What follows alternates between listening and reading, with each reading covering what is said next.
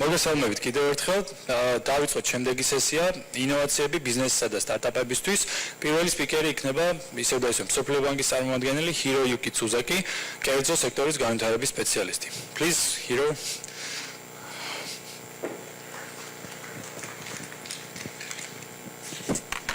Okay.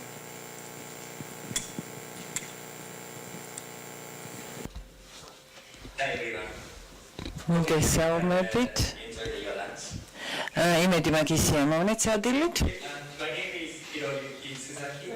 ჩემი სახელია ჰიროიუკი ცუზაკი. მუშაობ ვაშინგტონში. ჩემი პრეზენტაცია იქნება თემაზე ფირმის წოდომა ცოდნაზე და ძირითადი შეკითხვა არის თუ რა წოდომა აქვს ცოდნას.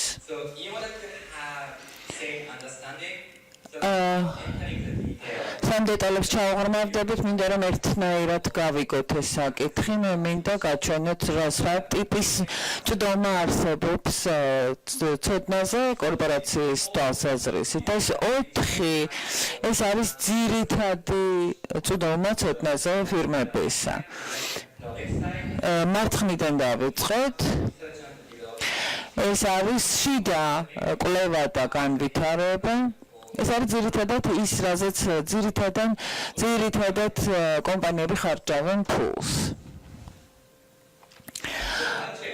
არსებული ცოდნის შესყიდვა. ეს არის, როდესაც კომპანია ყიდულობს ახალ ტექნოლოგიებს,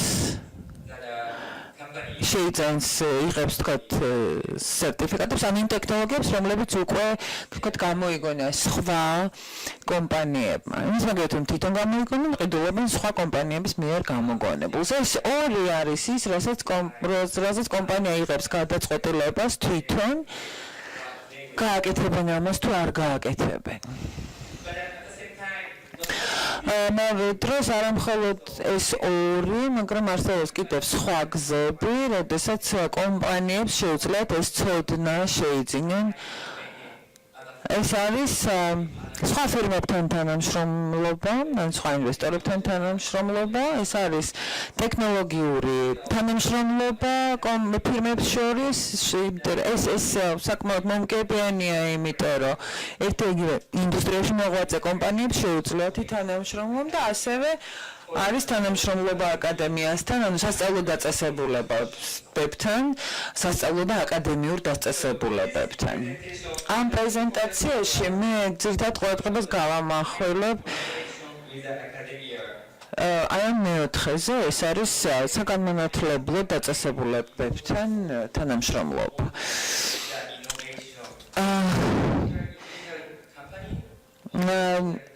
ანუ ინოვაციის პრომოციას ძალიან დიდი მნიშვნელობა აქვს როგორც ცალკეული კომპანიისთვის, ასევე ქვეყნისთვის. ორი მაგალითი მინდა აი ამ პრეზენტაციაში მოვიყვანო. ერთი არის პოლიტიკის ინდუსტრიული აკადემიის პოლიტიკის განვითარება იაპონიაში და მეორე არის მსოფლიო ბანკის პროგრამა. ჩვენ ვისაუბრებთ დღეს რომ ასევე ფინანსური ინსტრუმენტის მოწოდება წოდომაც ძალიან მნიშვნელოვანია ამისთვის. Move on to the ანუ ვისაუბრებთ ესეთ ეგრეთ დავარქვათ აკადემიასთან თანამშრომლობა. კონცეფცია ამ თანამშრომლობისა არის ინტერაქცია ბიზნესსა და აკადემიას შორის. ამ არსებობს სხვადასხვა გზები, როდესაც კომპანიას და მაგალითად უნივერსიტეტს შეუძლია თანამშრომლობა. შესაძლოა ეს ძირითადი, ანუ ყველაზე გავრცელებული ეს არის ერთობლივი კვლევები. ანუ სადველი წარმოსადგენია, ვთქვათ. კომპანიას ისევე რომ ვთქვათ, უნივერსიტეტს შეუძლია ითანამშრომლონ, როდესაც მათ ჭირდებათ ერთი და იგივე, ვთქვათ, კვლევის ჩატარება, იმისთვის რომ რაღაცას, ვთქვათ, ახალი გამოიგონონ. ან უნივერსიტეტს შეუძლია კონსულტაცია გაუწიოს კომპანიას, მაგალითად, მე არ ვიცი საქართველოში ხდება უკვე თუ არა, მაგრამ ამერიკის შეერთებულ შტატებში და იაპონიაში ძალიან ბევრი უნივერსიტეტი თქვათ MBA სტუდენტი კონსულტაციას უწევს არა მხოლოდ დიდ კორპორაციებს, არამედ საშუალო და მცირე კომპანიებსაც უწევენ მათ საკონსულტაციო სამსახურს, რათა მათ გააუმჯობესონ თავიანთი მარკეტინგი, პროდუქტი, ან ვთქვათ რეკლამა და გაყიდვები. ასევე უნივერსიტეტს შეუძლია თავის წვლილი შეიტანოს სამეწარმეო საქმიანობაში სტუდენტების ფაკულტეტების მხრივ, რომელსაც ასევე საზოგადოებაზე ეკონომიკას და კომპანიაზე საკმაოდ დადებითი გავლენა აქვს. ძალიან ბევრი სარგებელი აქვს აკადემიასთან თანამშრომლობას. განსაკუთრებით OECD-ის ქვეყნებში, როგორც თქვენ ხედავთ, გვაქვს ბევრი მაგალითები აი ამ წარმატებული თანამშრომლობისა, როდესაც თვალსაჩინოა პროდუქტის განვითარების ზრდა, ინოვაცია და წარმატების თვალსაზრისით. ეს ყველაფერი, რა თქმა უნდა, დაკავშირებულია ფირმებსა და აკადემიურ დაწესებულებებს შორის ერთობლივ კვლევებთან. ჟღერს ძალიან ადვილად, მაგრამ სინამდვილეში საკმაოდ რთულია, იმიტომ რომ აკადემია ისევე როგორც ბიზნესი, ეს ორი აკადემია და ბიზნესი ეს ორი სრულად განსხვავებული წარმონაქმნები, ესე ვთქვათ.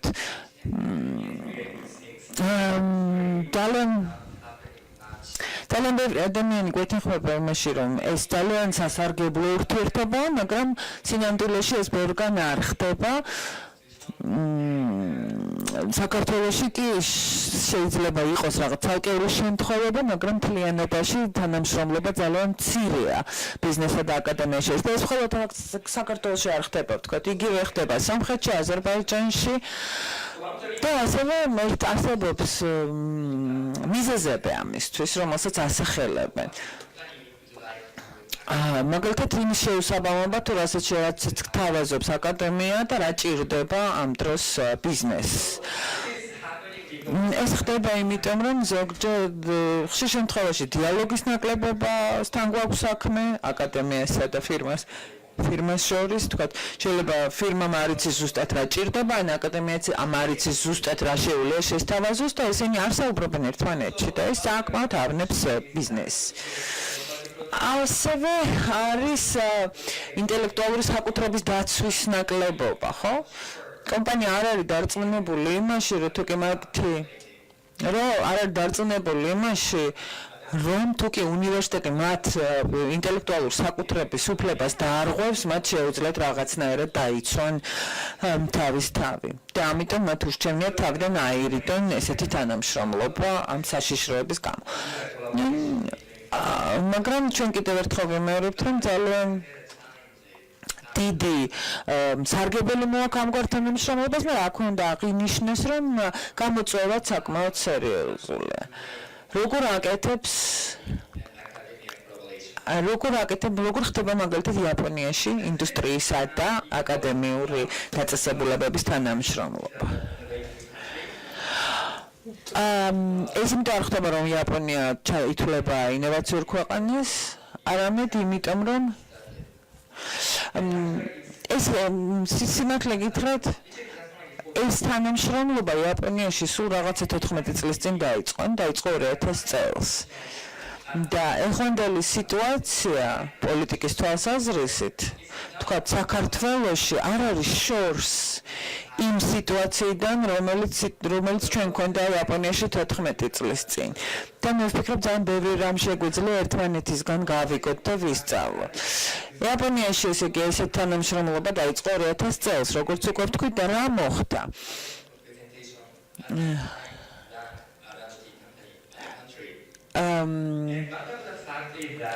საქმე იმაშია, რომ 2000 წლამდე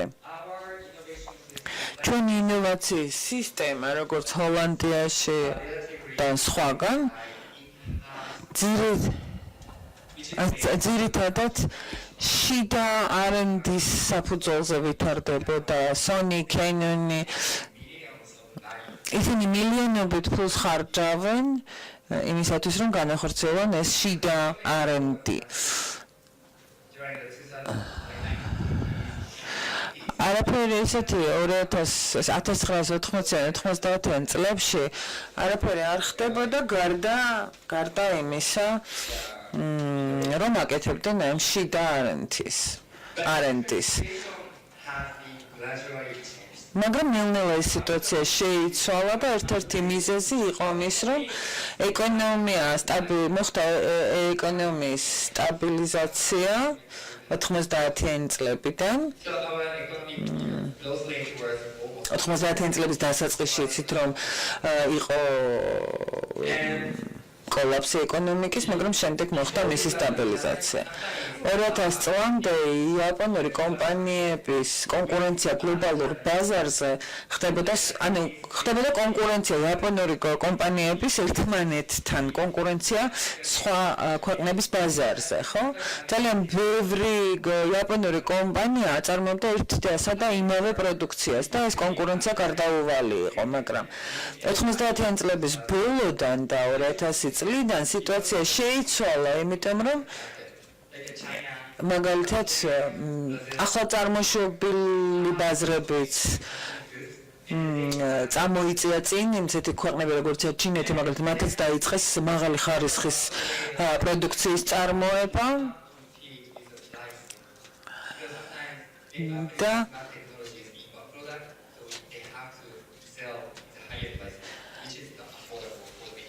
in the rest of the countries. So after having such a lot of global competition overseas, there are also requests from the industry to the government that each individual company has in-house R&D does not make sense. So there is some pressure to the government to provide some platform in order to have innovative system in Japan.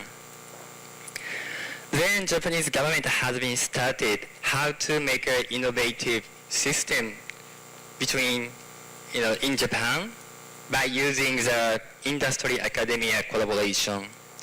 And I'll show you the საკანონმდებლო აკადემიების თანამშრომლობას. და ესეთი პოლიტიკა შემუშავდა იაპონიაში. Այդքան ხედავთ 2000 წელი, 2002, 2003, 2004 თითქმის ყოველ წელიწადს მთავრობა ცვლის ან გადახედავს პოლიტიკას ინდუსტრიისა და აკადემიის თანამშრომლობის პოლიტიკას. მე მაგალითებს მოვიყვან, მაგალითად უნივერსიტეტების უმეტესობა, კვლევითი უნივერსიტეტების უმეტესობა არის ნაციონალური უნივერსიტეტები იაპონიაში. მე ვფიქრობ, რომ იგივე ხდება, იგივეა საქართველოშიც და აქ მთავრობამ დაიწყო ფიქრით, როგორ შეცვალოს მათი პოლიტიკა. მაგალითად შეიქმნა ტექნოლოგიის გადაცემის ოფისები, მაგრამ ადრე არ ქონდათ უფლება ტექნოლოგიების გადაცემისა, ახლა კი ეს უფლება მიეცა. და ტექნოლოგიის გადაცემის ოფისების დირექტორები და საბჭოს წევრები და კომპანიის საბჭოს წევრები კვლევის შედეგების კომერციალიზაციას ახდენენ. 2002 წელს გადახედული იქნა საკუთრების ადმინისტრირების ბიუროს შეტყობინება, ნება დაერთო უნივერსიტეტს შეიქმნა უნივერსიტეტს იმის мотивация, რომ ინოვაციურად აზროვნებ, თქვა და ინოვაციური რაღაცა სიახლეები შემოეტანა. ანუ რა შედეგი გამოიღო ამ პოლიტიკამ? რა თქმა უნდა, ეს უნივერსიტეტებთან თანამშრომლობის რაოდენობა გაიზარდა და ასევე იზრდება მცირე და საშუალო კომპანიების თანამშრომლობა უნივერსიტეტებთან, იმიტომ რომ ზოგ შემთხვევაში მათ არ აქვთ საკმარისი შესაძლებლობა, არ აქვთ საკმარისი საშუალებები იმისათვის, რომ in-house R&D განახორციელონ. 2010 წლისთვის იაპონიაში შეიქმნა 52 TTO, ანუ ტექნოლოგიის გადაცემის, ესე ვთქვათ, ოფისები. კიდევ ერთი მაგალითი შემიძლია ამის მოვიყვანო.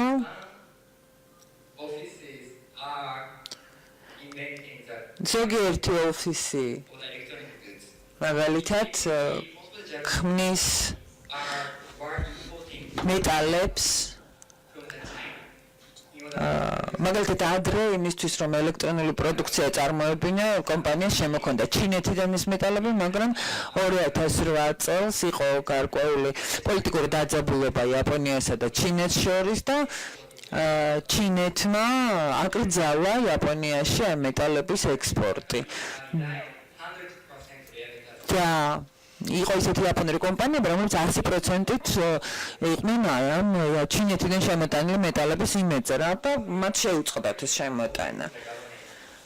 მოხდა ის, რომ ძალიან ბევრმა კომპანიამ იმართა მთავრობას, რომ იაპონიის მთავრობას, რომ ჩინეთის მთავრობასთან დიალოგი ეწარმოებინა, მაგრამ ამავე დროს მათ განვართეს დიალოგი პროფესორებთან, უნივერსიტეტებთან, რომ იქნებ მათ შესძლებოდათ ეს მეტალები თავიანთ საკუთარ ლაბორატორიებში ეწარმოებინათ. ეს საკმაოდ რთული პროცესი იყო, მძიმე იყო, მაგრამ 1 წლის შემდეგ ერთ-ერთმა უნივერსიტეტმა შეძლო და შექმნა ესეთი მეტალი თავის ლაბორატორიაში და ეს უკვე იმას ნიშნავს, რომ 100%-ით ამ მეტალების 100%-ით ჩინეთიდან შემოტანაზე აღარ არიან დამოკიდებული და ჩინეთიდან შემოტანილი მეტალის რაოდენობა ბაზარზე იკლო 20%-მდე.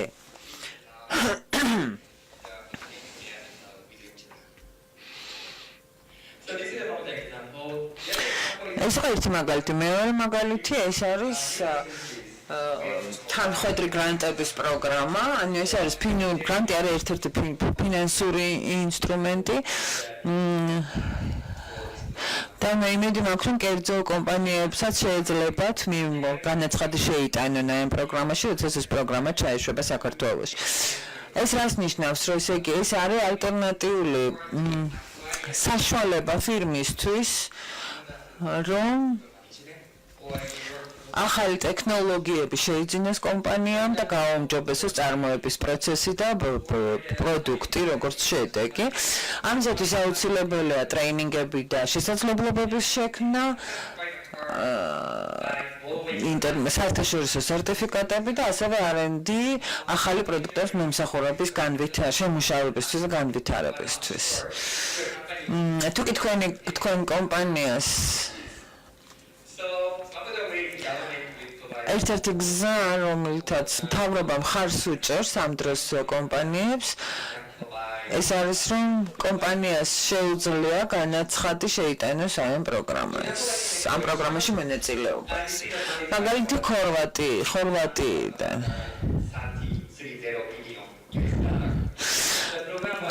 პროგრამამ გასცა $3,200,000 ჩვენ დავაფინანსეთ, ანუ ხორვატიის მთავრობამ 50% დააფინანსა პროექტისა, რათა ხელი შეეწყო ერთობლივი კვლევისთვის ბიზნეს სექტორსა და საზოგადოებრივი კვლევის სამთავრობო კვლევითი ორგანიზაციების თანამშრომლობისთვის. ამის შედეგი 2012 წლიდან ეს არის 22 ფირმამ შეიტანა განაცხადი, რათა გაეხორციელებინა ერთობლივი კვლევითი პროექტი.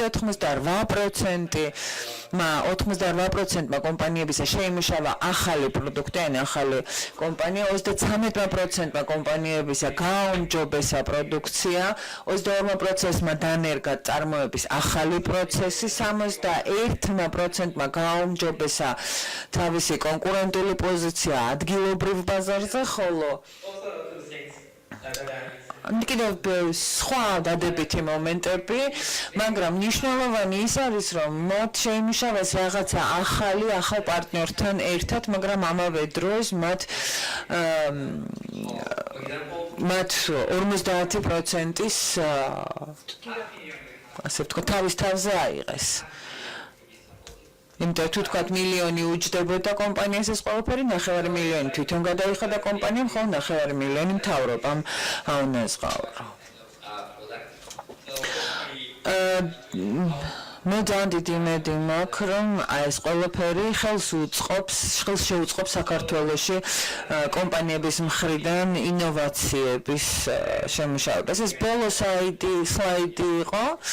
ანუ ძირითადი არცირის თქმაც მე მინდოდა არის ის, რომ უშუალებელი პოტენციალი არსებობს იმისა, რომ ჩვენ კიდევ უფრო გავაუმჯობესოთ ჩვენი წარმოება საქართველოში ბიზნესისა და აკადემიის თანამშრომლობის საფუძველზე.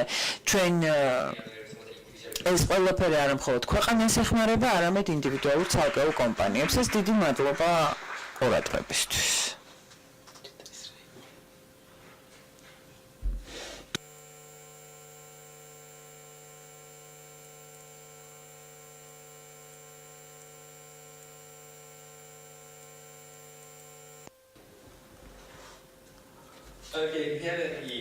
შეკითხვები ხომ არ გაქვთ?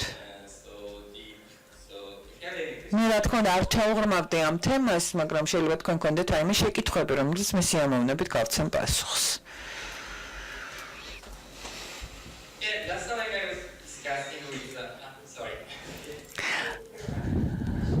მე მაქვს შეკითხვა, რაც შეეხება ხორვატიულ პროექტს.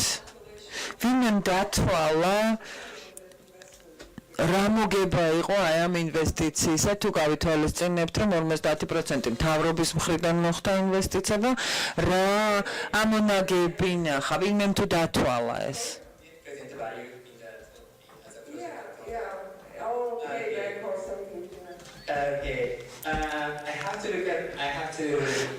იმისთვის რომ ამ კითხვაზე პასუხი გავცემა, ჩავიხედოთ ჩემ ქაღალდებში, მაგრამ რაც შემიძლია გითხრათ, რა თანხა იყო ფინანსირების მთავრობის მხრიდან, ხომ არ იცით? ამ პროექტის მთლიანი ღირებულება იყო 15 მილიონი დოლარი 22 კომპანიისთვის. მაგრამ მაქსიმალური თანხა, რომელიც კომპანიაზე გაიცა, იყო თითქმის 1 მილიონი. საშუალო ზომა იყო 9 მილიონი. ანუ გაზომეს ხო იქნა დათვლილი თუ რა მოგება იყო და რა უპირატ რა განვითარება ნახა. დიახ, იყო დაქირავებული იყო საკონსულტაციო კომპანია, რომელიც მუშაობდა იმ კომპანიებთან, რომლებმაც შეიტანეს განაცხადი და რომლებმაც შეიტანეს განაცხადი, მაგრამ ვერ მოხვდნენ პროგრამაში. აი ესეთ შედარებითი ანალიზი მოხდა და მის საფუძველზე დაანგარიშდა თუ რა მოგება ნახეს კომპანიებმა აი ამ თანამშრომლობით. პირველ რიგში ძალიან დიდი მადლობა მშვენიერი პრეზენტაციისთვის, ყოველთვის ძალიან საინტერესოა იმის დანახვა, რომ გარეშე წყაროების გამოყენება წარმოებისთვის ერთ-ერთი ძირითადი უპირატესობა არის. მე მინდა კითხვა დაგისვა თქვენი პოზიციიდან გამომდინარე. თქვენ მსოფლიო ბანკის წარმომადგენელი ხართ, ხო? და თქვენ მუშაობთ საქართველოში? დიახ, მუშაობ საქართველოში. მე პროექტს შემოუერთდი გასულ დეკემბერს. მისწერთ ამ თქვენ პოზიციასთან დაკავშირებით მაქვს შეკითხვა. მე წარმოვადგენ კერძო სექტორს, ერთ-ერთ კომპანიას, რომელიც ტექნოლოგიებთან მუშაობს, TMC და ჩემი შეკითხვა არის თუ როგორ ახდენს მსოფლიო ბანკი აი ამ მხარდაჭერას, როგორ ახორციელებს კერძო სექტორის მხარდაჭერას, არის თქვათ რაიმე საგრანტო პროგრამები, EBRD-ს აქვს მაგალითად ეგეთი საგრანტო პროგრამები, განსაკუთრებით ინოვაციების მენეჯმენტში და ახალ ტექნოლოგიებზე, როდესაც არის საუბარი. საერთაშორისო, იმიტომ რომ საერთაშორისო მხარდაჭერა ძალიან მნიშვნელოვანია. დიდი მადლობა ამ შეკითხვისთვის. როგორ ეხმარება მსოფლიო ბანკი? ჩვენ მუშაობთ, მსოფლიო ბანკი მუშაობს ამაზე ახლა ამ წუთში საქართველოში. გავეცე პასუხი თქვენ შეკითხვას. Just wanted to ask you, do you have any გაქვთ თუ არა რაიმე კონკრეტული პროგრამები to help რათა დაეხმაროთ კერძო სექტორს მეწარმოებებს, თქვათ გრანტებით, როგორც აქვს EBRD-ის მაგალითად. გაქვთ რაიმე მსგავსი პროგრამა თქვენს EBRD-ის მსგავსი პროგრამა. დიახ. ჩვენ ახლა ამ თემაზე ვსჯელობთ მთავრობასთან, მაგრამ მნიშვნელოვანი ის არის, რომ მთავრობას შექმნა რამდენიმე სააგენტო უკანასკნელ დროს დეკემბერს აქეთ და როგორც იცით დღევანდელი დღე ეძღვნება ინოვაციის სააგენტოს, მაგრამ ჩვენ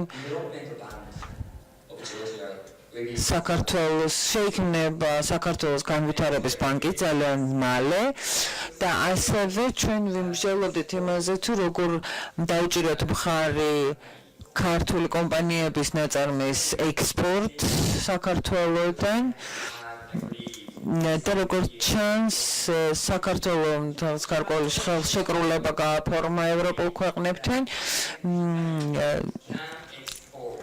ქართულ კომპანიებს შეუძლია თავისი პროდუქცია და მომსახურების ექსპორტი მოახდინოს ევროპაში. ეს დადებითი მხარეა, მაგრამ უარყოფითი მხარე ის არის, რომ ძალიან ბევრი მოთხოვნა არის ევროკავშირის ქვეყნების მხრიდან.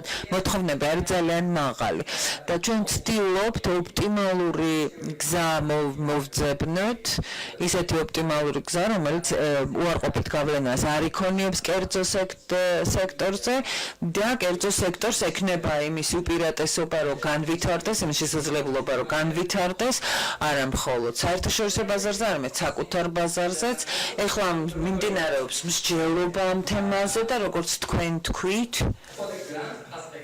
გრანტის თვალსაზრისით ეს იქნება ალბათ მცირეგმა გრანტი, რომელსაც ჩვენ გავცემთ, რომელიც თქვათ იქნება გამიზნული პროგრამის კომპანიის დახმარებაზე. აი ეს ეგრეთ წოდებული შესაბამისობის გრანტი, შეთავსებადი გრანტი იქნება ალბათ აი ამ თემაზე ვლაპარაკი. მაგრამ მოცულობაზე ჯერჯერობით ვმუშაობთ, ამისთვის უნდა გამოვკითხოთ კომპანიები და იმის საფუძველზე განსაზღვროთ თუ რა თანხაზე იქნება ლაპარაკი. ზოგიერთი კომპანია, თქვათ, მილიონს ითხოვს, ზოგი ამბობს, რომ 200,000-ზე მეტის ინვესტირებას ვერ მოახდენს, ანუ ეს საკმაოდ რთულია აი ამ გრანტის თანხის განსაზღვრა. თქვენ აქ ნახეთ, რომ ხორვატიის შემთხვევა იყო 50-50-ზე, მაგრამ სომხეთში, მეზობელ ქვეყანაში თითქმის 70% იხდიდა მთავრობა. იმიტომ რომ ჩვენ მივხვდით, რომ ძალიან ბევრ კომპანიას არ შეუძლია დიდი 50%-ის გადახდა, არ აქვთ უბრალოდ ამის საშუალება. მინი გრანტიას, მეჩინგ გრანტი, რა თქმა უნდა, ჩვენ ვცდილობთ, რომ დავარწმუნოთ მთავრობა, რომ უნდა მიიღონ ეს პრინციპი და ჩვენ დავეხმაროთ მთავრობას იმაში, რომ შეიმუშავოს ეს პროგრამები, რათა ხელი შეუწყოს ინოვაციებს ქვეყანაში. დიდი მადლობა ამ შეკითხვისთვის.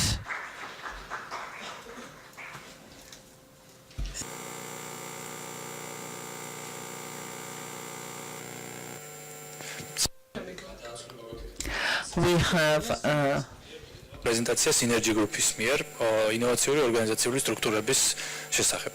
თუ შეიძლება ბატონ პაპუნა თოთ სცენას.